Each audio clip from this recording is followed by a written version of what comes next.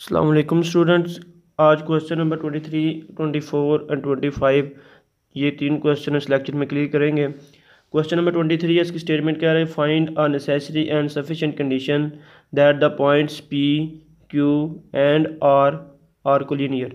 यानी आपको तीन पॉइंट दिए गए हैं, वो कहता है कि आपने कंडीशन फाइंड करनी है जिस कंडीशन के तहत ये तीनों पॉइंट्स क्या होंगे, कोलिनियर होंगे। अब कोलिनियर क्या होता है? कोलिनियर का मतलब होता है कि सेम लाइन पे यानी एक लाइन है, उस लाइन पे ही ये तीनों पॉइंट्स मिल रहे हैं। तो ये कंडीशन किस कंडीशन के तहत ये इस एक लाइन पे तीनों पॉइंट होंगे, कहता है वो कंडीशन है आपने फाइंड करनी है। क्वेश्चन नंबर 23 का सोल्यूशन स्टार्ट करते हैं। सबसे पहले गिवन पॉइंट यानी ये तीन पॉइंट जो हमें दिए गए थे पी क्यू एंड आर, ये मैंने लिख लिए हैं।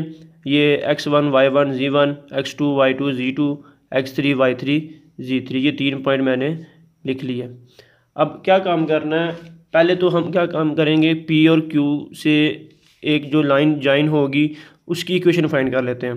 यानी हम पी क्यू एक लाइन फाइंड कर लेते हैं, उसकी इक्वेशन फाइंड कर लेते हैं। फिर उस लाइन पे अगर ये वाला पॉइंट भी सेटिस्फाई हो जाए तो इसका मतलब क्या होगा कि ये तीनों पॉइंट्स जो होंगे एक ही लाइन पे आ रहे हैं। ठीक है, तो ये कंडीशन हमने निकालनी है। तो क्या काम करते हैं, पहले पी क्यू को यूज़ करके इक्वेशन फाइंड करते हैं। तो आपको पता है इक्वेशन ऑफ लाइन फाइंड करने की इक्वेशन क्या होती है? x minus x1 over direction ratio, direction vector जो होता है। तो x माइनस x1 आएगा, नीचे डायरेक्शन वेक्टर कैसे आएगा? इन दोनों को यूज़ कर रहे हैं पी क्यू, तो पी क्यू का डायरेक्शन वेक्टर क्या होगा? पी क्यू, ये हमारे पास क्या आ जाएगा? x2 माइनस x1 ये आ गया, y2 माइनस y1 ये चीज़ आ गई, z2 माइनस z1 ये चीज़ आ गई। यानी ये हमारा क्या बन गया? a बन गया, ये हमारा b बन गया, ये हमारा c बन गया।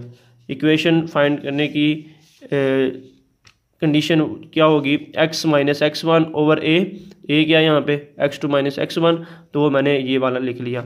y minus y1 over b, तो b क्या है? डायरेक्शन रेशियो में b की वैल्यू ये होती है, y2 माइनस y1 आ गया। इसी तरह z minus z1 over c कौन सा है? z2 minus z1 is equal to t। इसके इक्वल हम इसको क्या लेते हैं? कोई एक वेरिएबल है जिसके इक्वल ये तीनों आ रहे हैं। ठीक हो गया।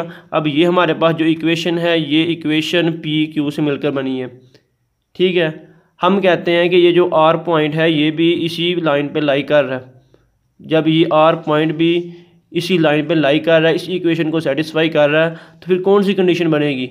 यानी फ़र्ज़ कर लेते हैं हम, जब हमने कंडीशन फाइंड करनी होती है तो फिर हम जो क्वेश्चन में हमें चीज़ दी गई होती है उसको हम दुरुस्त मानते हैं, उसको ले कर चलते हैं।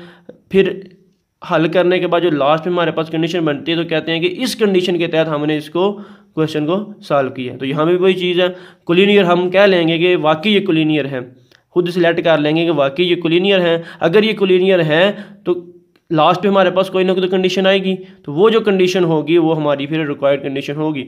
तो यहाँ पे हम कह लेते हैं कि ये जो लाइन इक्वेशन हमने फाइंड की है, इस इक्वेशन पे ये वाला पॉइंट आर पॉइंट भी सेटिस्फाई हो रहा है, तब जाके कोलिनियर बनेगा। तो अगर आर भी सेटिस्फाई हो रहा है तो इसकी जो डायरेक्शन रेशो निकालने हैं हमने, इसके भी वही होंगे, सेम लाइन जो है। तो लेकिन फ़र्क क्या होगा? फ़र्क हमारे पास ये x3 y3 और z3 का होगा।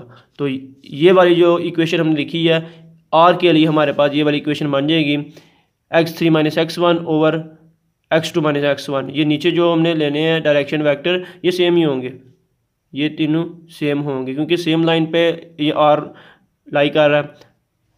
इसी तरह is equal to y3 minus y1 over y2 minus y1 is equal to z3 minus z1 over z2 minus z1 is equal to t। इसको भी t के इक्वल लेटर कर लेते हैं। अब इसी को सॉल्व करेंगे क्योंकि अब ये जो हमारे पास कंडीशन बन गई, ये हमारे पास तीनों की बन गई है। ठीक है, अब ये जो इक्वेशन बन गई है, अब ये वो इक्वेशन है जब तीनों एक पॉइंट पे एक लाइन पे लाई कर रहे हैं। तीनों कोऑर्डिनेट्स, तीनों पॉइंट्स क्या लें, जब एक लाइन पे लाई कर रहे हैं उस वक्त हमारे पास ये वाली कंडीशन बनेगी, सॉरी ये वाली इक्वेशन बनेगी। अब इस इक्वेशन को यूज़ करके हमने कंडीशन निकालनी है। वो कंडीशन क्या होगी, इसको सॉल्व करते हैं। ये हमारे पास क्या आएगा? ये हमारे पास आ जाएगा x3 minus x1, x2 minus x1। इसको इधर t से इसके साथ एक दफ़ा लिख लेते हैं। तो x3 माइनस x1, ये x2 माइनस x1 इस t से मल्टीप्लाई होगा तो ये हमारे पास एक इक्वेशन बन जाएगी। इसी तरह y3 minus y1 over y2 minus y1, ये हमारे पास y2 माइनस y1 इधर t से मल्टीप्लाई होगा तो ये वाली बन जाएगी। इसी तरह जब तीसरी के लिए लिखेंगे z3 माइनस z1, ये z2 माइनस z1 इससे मल्टीप्लाई होगा तो t into z2 minus z1, ये हमारे पास ये चीज़ बन गई है। अब यहाँ से हमने क्या काम करना है, अब हमने यहाँ से ये काम करना है, ये जो माइनस वाली वैल्यू है, या इस तरह करें, ये जो t वाली वैल्यू है ना, इसको उठा के ले आएँ, इसमें भी t वाली वैल्यू जो उसको उठा के ले आएँ, इसमें भी जो t की वैल्यू है उसको उठाकर इधर ले आएँ। तो इसके बाद हम यहाँ पे देखें t जब अंदर इसके साथ मल्टीप्लाई होगा तो x1 के साथ भी t आएगा, इधर सिर्फ हमारे पास x है तो t और 1 में से x को कॉमन कर लेंगे, बाकी हमारे पास क्या आ जाएगा 1 माइनस टी x1। इसी तरह इधर y1 और ये y1 जब t से मल्टीप्लाई होगा तो दोनों में y1 कॉमन होगा तो हमारे पास 1 माइनस टी इंटू y1 आ जाएगा।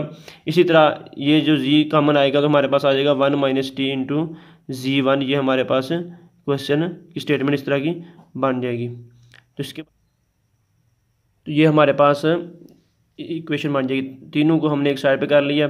अब देखें यहाँ पे ये टी, ये भी फंक्शन टी की वैल्यू आ रही है, इधर टी के बगैर है, तो ये क्या काम करेंगे, यहाँ से टी को एलिमिनेट कर देंगे बाई एलिमिनेटिंग टी।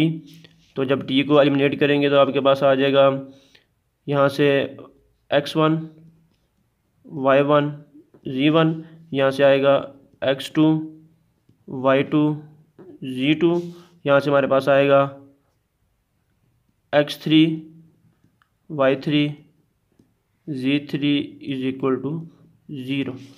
तो ये हमारे पास कंडीशन बन जाएगी जिस कंडीशन के तहत तीनों जो पॉइंट थे पी क्यू आर एक दूसरे के कोलिनियर थे। तो लिखेंगे विच इज़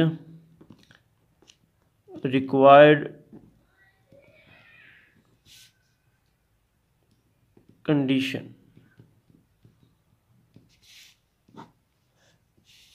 इसकी स्टेटमेंट है, a variable line in two adjacent positions has direction cosine L M N and L plus delta L, M plus delta M, N plus delta N. Show that measures of the small angle delta theta between two positions is given by delta theta square plus delta L square plus delta M square plus delta N square।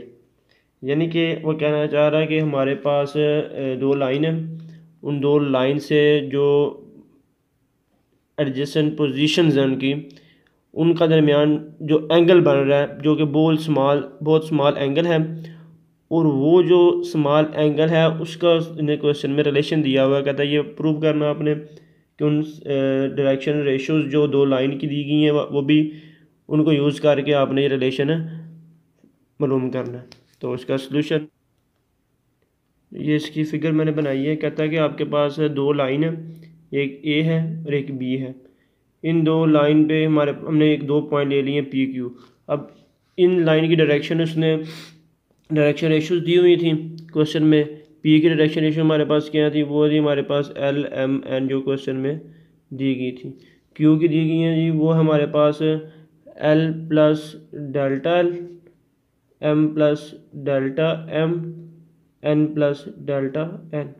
ये हमारे पास Q का direction ratios आ गई हैं, ये हमारे पास पी की डायरेक्शन रेशियोज आ गई हैं। कहता है कि ये सेंटर है और ये पी से लेके क्यू तक जो डायरेक्ट डिस्टेंस है जिसको हम कॉर्ड बोलते हैं, जिसे हम क्या लें जी, पी क्यू क्या लेते हैं, ठीक है। ये आ गया एक पोजीशन वेक्टर की फॉर्म में। अब ये पी से क्यू तक ये जो चीज़ बन रही है जिसको आर्क का नाम दिया जाता है, सर्कल की आर्क जो होती है इसको पी क्यू, इसको नोट करने के लिए उसके ऊपर ये सेमी सर्कल टाइप लिख देते हैं। और ये दोनों आपस में इसकी अगर मैग्नीट्यूड लें पी क्यू की तो ये आर्क के इक्वल होगा। तो ये चीज़ आपको पता होनी चाहिए। तो ये था हमारा क्वेश्चन था कि ये दो लाइंस दी गई हैं, तो इनको यूज़ करके आपने ये वाली जो स्टेटमेंट है ये प्रूव करनी है। कौन सी स्टेटमेंट है, डेल्टा थीटा का square is equal to L का स्क्वायर प्लस एम का स्क्वायर प्लस एन इसका स्क्वायर। तो ये चीज़ आपने प्रूव करनी है। तो सबसे पहले हमने क्या काम कर लेना है, जो चीज़ दी गई है वो उसको अरेंज कर लेते हैं। सॉल्यूशन में लिखेंगे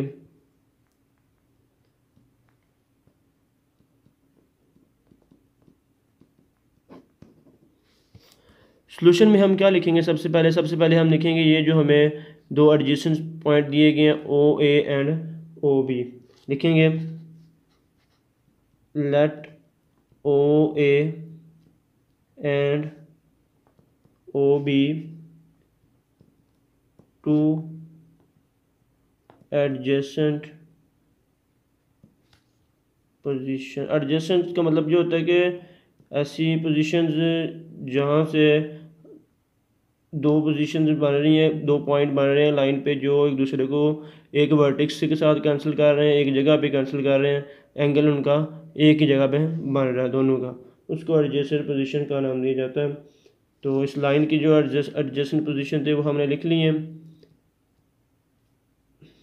इसके अलावा ये यहाँ से हमने एक आर्क लिखा है, लिखेंगे जी लेट ये जो पी क्यू आर्क है इसको डिनोट कर देते हैं, let P Q be arc of circle, ये इसका सेंटर है।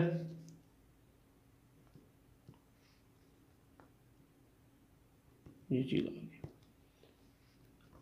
अब P के डायरेक्शन रेशो दी गई है, Q की डायरेक्शन रेशो दी गई है, ठीक है। एंगल कौन सा बन रहा है, एंगल डेल्टा थीटा बन रहा है। अब ये एंगल डेल्टा थीटा असल में है क्या, असल में ये आर्क है। ये देखो P से Q तक जो एंगल बन रहा है सेम वो ये एंगल है। तो पी क्यू जो एंगल होगा हमारा, यानी पी क्यू की आर्क जो की वैल्यू होगी वो हमारे पास डेल्टा थीटा की वैल्यू होगी। तो हम भी लिख सकते हैं कि जो हमारे पास आर्क है वो आ जाएगी पी क्यू, ये डेल्टा थीटा के इक्वल आएगी।